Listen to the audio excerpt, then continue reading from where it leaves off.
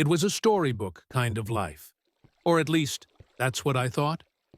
My wife, my son, and I were close. And my brother had always been part of our family's circle, just as involved in our lives.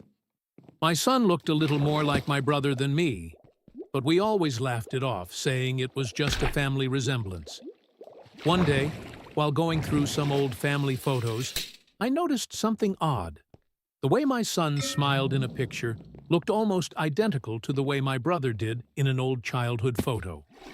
I couldn't shake the feeling, and eventually I confided in my wife about my worries.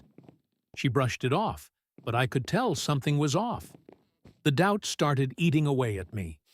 Finally, I decided to do a DNA test, not expecting much, just hoping to calm my mind. But when the results came in, it was as if my world had been flipped upside down. The test confirmed it. My son was biologically my brother's child.